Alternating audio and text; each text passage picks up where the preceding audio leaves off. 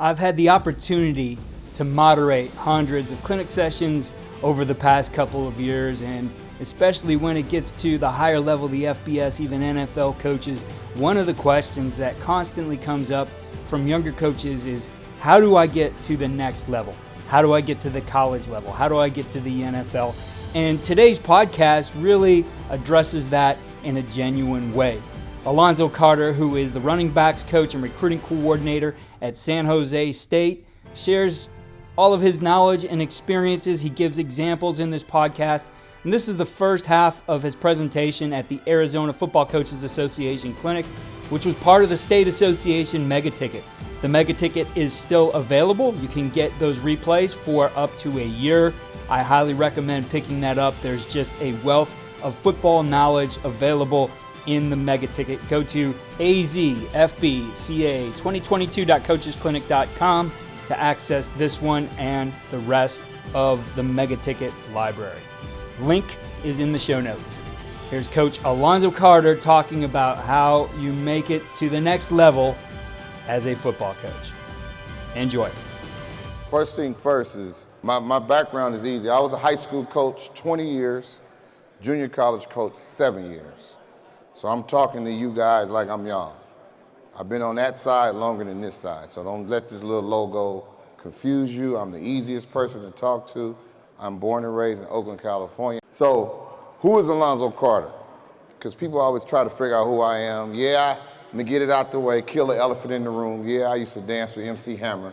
That ain't got a damn thing to do with what I'm talking about. So first thing first, I'm a father.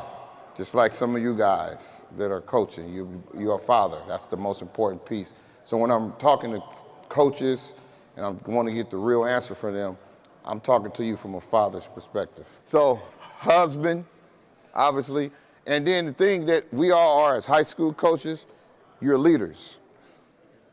You always a leader. You lead men, young men, youth, whatever it is. They're looking up to you as a leader. So don't ever get that confused when you're coaching. And for me, I've always been a winner. And what I mean by winning, I'm not just talking about X's and O's. I'm talking about how you affect and change young people's lives. Because they're looking at you. They're looking up to you. Whatever. I don't care if you're coaching Mighty Mites. They're looking up. You got a whistle on your neck.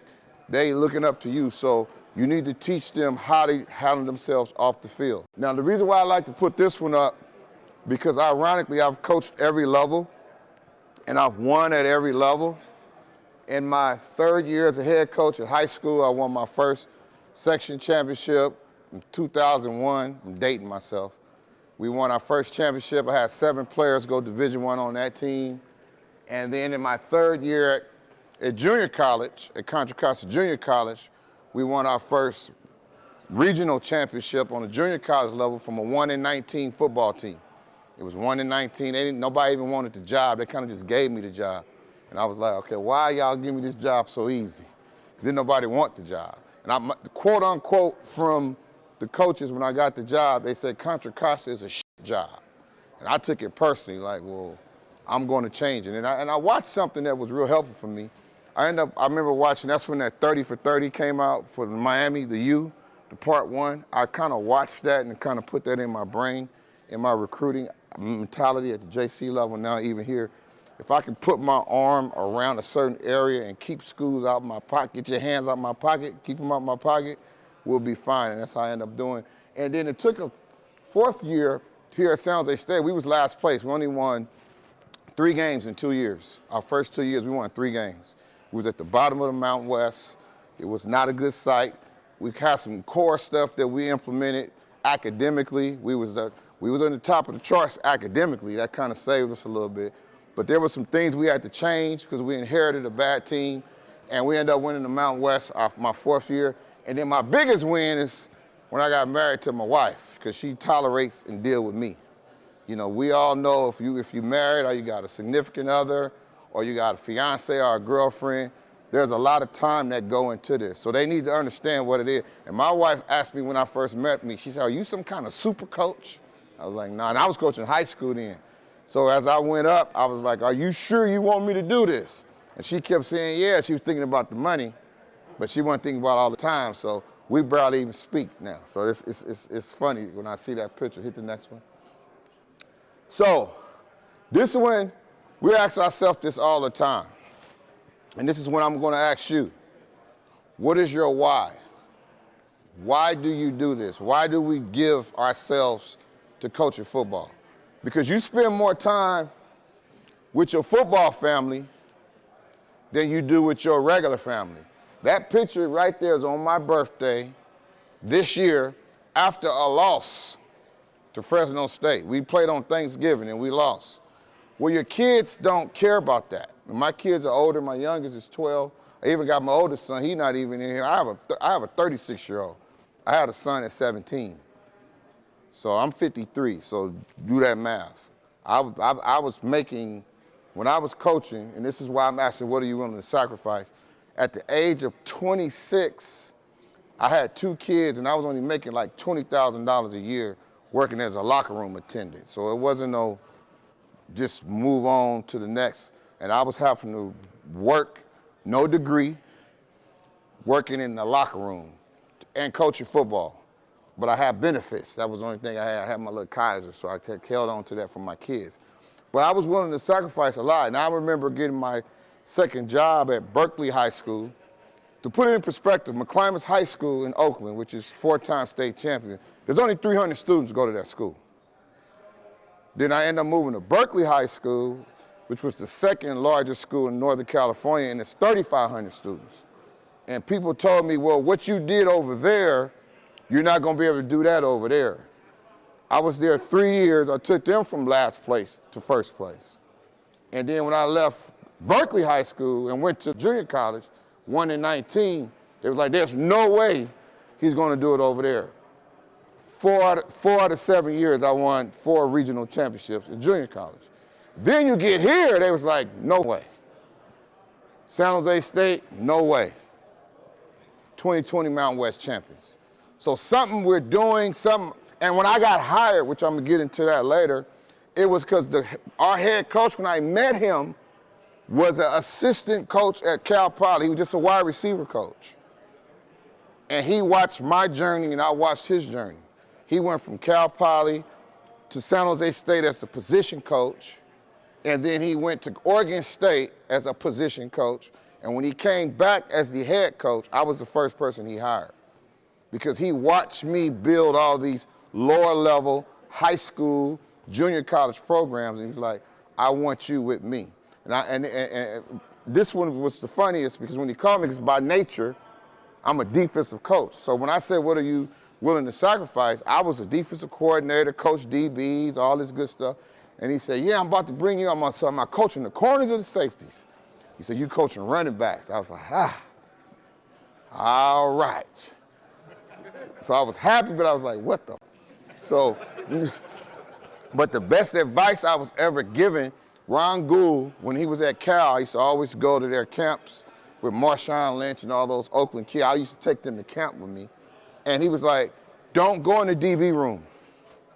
You already know DB. Come to camp with me. And I was like, man, you do too much. I'm trying to chill. I don't want to be doing all these drills because Ron Gould worked with you. You'll be thinking you was in the drills. He had to use you as a sample. All right, show him. You want me to do the drill? Because I was younger then. Now, no. Now I do that to other people. Hey, man, get that and come on over here. But he had me working running back drills. And I half-heartedly did it, but I did it because he told me to. Because to me, he's one of the best running back coaches in the country, and he plays safety. And if you ever knew, if you check his track record and his resume, from Marshawn Lynch to J.J. Arrington to C.J., I mean, he's coached some NFL guys, but he's a DB coach by nature. So when he told me that and I got that call, I immediately called back to him and told him, thank you. Now, what I would have liked to do more, and my advice to you guys when you go hear people speak, I wish I'd have spent a little bit more time when I was the head coach in the offensive line room. I wish I really would have spent more time in the tight end room, understanding fronts and block. I mean, I knew the scheme, but really understanding the language and the lingo, because when you play running back, you got to know everything. You got to understand the pass protection, you got to understand the routes, you got to be able to block. The running stuff, that's easy. You got to understand everything. So if I could do it all over again, I would spend more time with that. Hit that. This is something you have to ask yourself. What are you doing on your personal and professional development in the off season? This right here is professional development. This right here is personal development, because you could be at the house chilling, but you up at 10 o'clock. I'm on, this is my, they didn't fly me out here. I flew my damn self out here. I'm doing it. This is my professional development. I sat right in there taking notes, listening to the Arizona State running back coach. And when I get through, I'm gonna listen to some defensive coaches talk. So what are you doing in your personal and professional development? And I always ask coaches my trick question when they say, well, Zoe, I want to coach D1. How did you get there? I said, okay, I got a trick question I always ask coaches. If you walked into, in my case, it was Cal, San Jose State, and in your case, Arizona, Arizona State, Northern Arizona, if you're down here, when you walked in the door, do 5 people in that office know you? If 5 people in the office of your local school where you coach at don't know you, that's your fault, because practices are open. You seen Coach Ball just hug me, and I know Coach Ball when he was at Washington State. The first time, he was there twice. I knew Coach Ball when he was at Arizona State. I sent him 4 players from Contra Costa. He tried to hire me in Northern Arizona. I said, you ain't got enough money, man. I'm finally making a few dollars. You ain't getting me on no cheap. But I know Coach Ball. You see, he hugged me, kiss. When we say it's I love you, it's not, all right, dog, good luck. No, it's a relationship. So what are you doing in your personal development is important, because I can walk into Cal. Remember when I was a high school coach, and my coaches used to complain to me and say, man, this is not no damn Cal. And right then and there, I was like, okay, I got him. We're teaching and coaching like we're in a Division I. I was a JV football coach when I first started. And they told me I was doing too much. Coach, you doing too much. This ain't college. But in my mind, I used to use this. My favorite one used to be, I'll treat my shit like I'm Pete Carroll, because he was the man back then. I used to always tell my coaches, treat my shit just like I'm Pete Carroll. Now I use Nick Saban. Treat me like I'm Nick Saban. Recently, I say, treat me like who I am. I use myself now. But that was my mentality when I was a high school coach. And I lost a lot of friends. A lot of friends. Because I wanted them to have a practice schedule. But they want to freestyle. Coach, where your practice schedule at? Man, I know where is, I need to see a practice schedule. And I need to know, what are you doing during those indie times? And it became personal, because I was Zoe, their friend, versus Coach Carter, the head coach. So make sure that your people understand what you're trying to do. A lot of people go to the convention. Don't just go to the convention. Now, what's ironic about these pictures here, all 3 of these are my former players, and they all coaching now. He ended up coaching high school, got his master's degree in GA. Coach Pat in the middle, he's coaching, he's a defense. He went to Oregon State, GA'd at USC, came back, worked with me at Contra Costa College, and now he's a defensive coordinator at Lincoln University in Oakland. And Jeff, which is my pride and joy, Jeff played quarterback for me at Contra Costa, went on and GA'd as a D-line at Northern Colorado. Then he came to us at San Jose State. Now, this is a quarterback now. He was our outside linebackers GA. Then he gets hired at Cal Poly, you see the little thing, as the corners coach. And right now, he's sitting in the draft room. He's a defensive quality control coach for the Cleveland Browns. That man ain't never tackled nobody a day of his damn life. He was a quarterback. But he told me, Zoe, I want to coach in the league. So if you want to do that, what are the steps to do that? So that's why I like showing that picture, because this is just recently in January. They would have to follow me. Don't tell me you want to do something, and then I look up an hour in and you didn't disappear, because I'm introducing you to too many people, because you want to go off and bullshit. And that's us 4 years ago. Same guy, turtleneck. We were suited and booted. I'm spruced up. Don't just go to the AFCA, or in May we got the National Coalition Convention. It's in Atlanta, Georgia, May 28th, May 29th. Anybody want information on that, let me know. I'll get that to you too. Have a business card. I remember I was in high school, I went to Google and made my own card. I don't have to, the school don't have to make you a card. Have a business card. Have your information on it. Have your cell phone and your email address. We don't care how many games you won, how many championships, they don't care about that. They want to know your phone number and your email address. Have that on a business card. Bring hard copies of your resume. Now I'm going to be honest with you. 9 times out of 10, that's going to get folded up and left on the table somewhere. But it's the fact that you got it. Some coaches are going to keep it. Have a resume and have a real nice professional resume. And then with phones now, you can take that same resume and text it to people.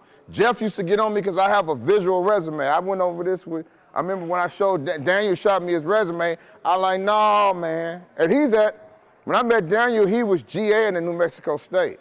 I helped him get the interview to get the GA job in Utah. I just met him a year and a half ago. But I'm like, shoot me your resume. And I shot him back 4 other resumes that it needed to look better than. And he redid his resume. And that helped him get that job to where he is right now. And he just shot me his recent resume, and I'm working on something else for him. I don't want to put it out there. I don't want to jinx it, but he's not here working for me. This is our first time seeing each other really in person. It's been all Zooms and phone calls. So relationships are very important. And when you go, take notes, ask questions. When I walked in there, I'm in there taking notes. Take notes. And you can ask questions, especially, and not just during the session. I think people get so caught up and get intimidated to ask during the session. When you see coaches walking in the hallway, especially me, and we see you whispering, there you go, he right there, tell him, that's him. Just come talk to us. Coaches, we regular people just like y'all. We like talking. Some of them gonna run their mouth. Don't get them with a drink. You get them with a drink, you get whatever you want out of them. And when you go on these conventions, it's a business trip. You're not on vacation. Like last night, me and my wife argued. She said, don't you got to present in the morning? I'm all, yeah. I'm hoping somebody called me to say, Jamal, you didn't call me last night. Come on, man, let's go hang out. I just sat in my damn room. All right, fuck, it's 10 o'clock. Let me lay down. Now, in the night, that's a different story. But it's not a vacation. It's business. That's at the convention. Look professional. It's a business trip. Look like you're professional. Or just be simple. Wear your coaching gear, whatever it is that you like to wear. Spend your time wisely. I like putting it, these is all 3 different off-season clinics. That's us, that's me in February in Reno at the Glazier Clinic on my own dime. That's me at the convention this past January at the Coalition Tent, which I just talked about, with Coach Loxley and Willie Simmons from FAMU. My first time meeting Coach Simmons, but I already knew Coach Loxley. And then that's me and my players at in Orlando at the USA Football Clinic. So all this stuff is important. All these guys, all my former players, they're all coaching. What is your off-season professional plan? What are you doing in your off-season? Just like you here. Okay, that's great. Okay, now what? Where are you at? Where are you in the off-season? Who are you meeting in the off-season? Challenge yourself from January to January to meet 5 coaches. Not in-state. That don't count. You know them. Start with me today. Come up to me. I got a stack of cards. Here you go. Here you go. Count me as 1. I just met Coach yesterday. Went to his high school. I stayed there half an hour getting to know him. Meet 5 coaches from January to January, different ones. Because I'm gonna ask you my magic question. When you say you want to get on, okay, name me 5 coaches. Soon as you start off with we have a problem.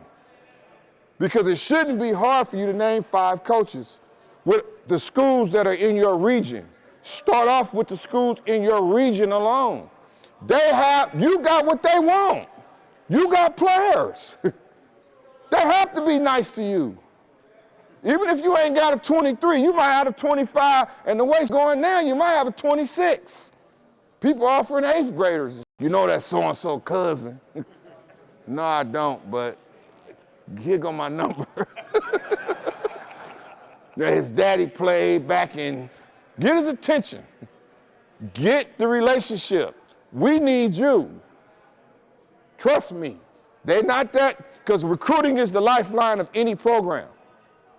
It is the lifeline of any program. You are not bothering a coach by making contact with them. Because all it takes is one call to go, man, that Coach Carter, he's an ass. And then it spreads, then it spreads, then it spreads. Or it can go the other way around. Hey, man, he actually cool. I'm going to send him up one of my guys. When it's even, because y'all got all the power, your players are going to ask you what they're going to do. So when it's even, they want your advice. Well, I never even talked to the player from Fresno State. I'm going to throw them out there. You don't want to go there. I ain't never talked to the coach from Fresno State. But I talked to the coach from San Jose State, and he was nice. So don't send him there, send him to me. That's a different story. All right, so Flip, this one I like using because these are two personal friends of mine. Why am I showing Brendan Marion of University of Texas, and why am I showing Eric Scott, or wide receiver coach and pass game coordinator? They both were head high school coaches. That's why I'm showing them. Both of them are high school coaches. Both of them have moved up. Brendan Marion was a high school coach, coached at Howard, actually he was at a D2, Oklahoma Baptist. Then he did Howard. Then he went to William and Mary. Then he went to Hawaii. Then he went to Pitt. Now he's big money at Texas. I met Coach E. Scott when I was coaching at McClymonds High School in Oakland, and he was the offensive coordinator at Crenshaw in LA.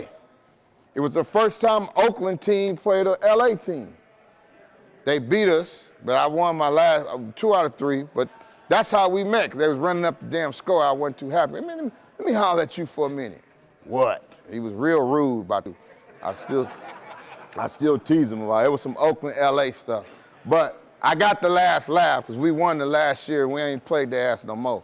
But he was a high school coach. Now we working together, and we used to always talk about this. Man, I'm in Oakland, you in LA. If we ever, this was 10 years ago. Man, if me and you ever got together, well, our wide receiver coach, Kevin Cummings, took the job at Arizona, at U of A. The job came open. E. Scott was at Nevada, producing some very good receivers over there. My head coach walked right in my office. What do you think of us bringing in E. Scott? I'm going to say less. Get him on the phone. And now we're together. And we just had our best recruiting class this past year. We was 4th in the conference. We've never had one higher than 6. But you're going to see a big difference in how we recruit from LA. We always say from LA to the Bay. That's how we do. And then I just seen a couple of guys out here that I'm going to have them look at as well. But that was our mentality when we were high school coaches. We talked about this. What if me and you ever coached together? Now we are coaching together. And then the next one, it don't show his face, but Jeff, the young man, my quarterback at Contra Costa College that played at Texas Southern, that was my quarterback coach at Contra Costa College, that never tackled a person in his life, is now the defensive quality control coach at the Cleveland Browns, sitting in the draft room right now, trying to figure out who they're going to draft. Isaac Williams. Why do I say Isaac? I met Isaac through Jeff. When Jeff was at Northern Colorado as the D-line GA, Isaac was the D-line GA before, and he became the O-line coach at Northern Colorado. Jeff introduced me to Isaac. So I met him 5 years ago. He went from Northern Colorado to Morgan State to North Carolina Central, and during that time, I introduced him to John Embry, the tight ends coach with the 49ers, because he was coaching tight ends. Wheatley moved to the tight ends. So I said, well, let me use my network. Now I'm going to introduce you. It's up to you to keep the relationship. John Embry takes on him, mentors him. John Embry's best friends with Eric Bieniemy. He goes and does the internship with the Kansas City Chiefs this past summer. We go, come back, he coaches at Central. You seen us at the convention, he had his suit on, he was trying to interview then. He got turned down from 2 other jobs in January. Go home, Coach Clem leaves, goes to Oregon as the O-line coach from the Steelers. Isaac calls me, say, you know what? I would like to go for Clem's job as the assistant O-line coach with Pittsburgh. I said, man, call Bieniemy and Embry. Bieniemy and Embry calls the offensive coordinator from the Steelers. Isaac is at North Carolina Central practice on a Friday. Pittsburgh on a Monday for an interview. He gets offered the job the next day. Now he's the assistant O-line coach for the Pittsburgh Steelers. All the network is my point I'm making. I met him through him. That's how I met him. But it's your responsibility to reach out and keep the contact. I introduced him to John Embry. Jeff's biggest regret is when I introduced him to Clay Helton when he was the quarterback coach for USC. 5 years later, he the head coach, and he said he always kicked himself about that. I didn't keep in contact with Clay. That's your fault. Y'all sat in the room, it was just them two. Clay don't talk much. What you want to know, ball coach? They're in there talking football for an hour, but you don't get his phone number. I think we get too caught up into the X's and O's. Establish real relationships with people. Now, because what's going to happen, the more comfortable they are to you, they'll give you whatever you want. They'll be like, hey man, just bring a flash drive. What you want? And they'll just, okay, here, don't you? That's what they'll tell you. If they're that comfortable with you, they'll give you whatever you want football-wise. But if they don't know you, they're going to give you that, yeah, see right here, yeah. They're going to give you that clinic talk. You don't want the clinic talk. You want a real, genuine trust and relationship. There's some very invaluable advice there from Coach Alonzo Carter. Beyond networking, another way you want to think about making it to the next level is to do the absolute best at the level you're at, to find the best coaching tools to help you do your job. And I've been very impressed with what Recon Sports has put together as an add-on to your huddle program to give you more data, better information to make the best decisions, to allow you more creativity, and to allow your players to learn more as you put together your game plan and scouting reports. Go to getreconsports.com to learn more and go to the links in the show notes to set up a demo. I highly recommend it. Contact Danny Davis over there. He will take care of you. Again, get this entire talk as well as all the replays from the state mega ticket. Go to azfbca2022.coachesclinic.com to get the mega ticket. It's available for up to a year. The link to that one, again, is in the show notes. Follow me on Twitter at Coach K. Grabowski and follow all we're doing at coachandcoordinator.com.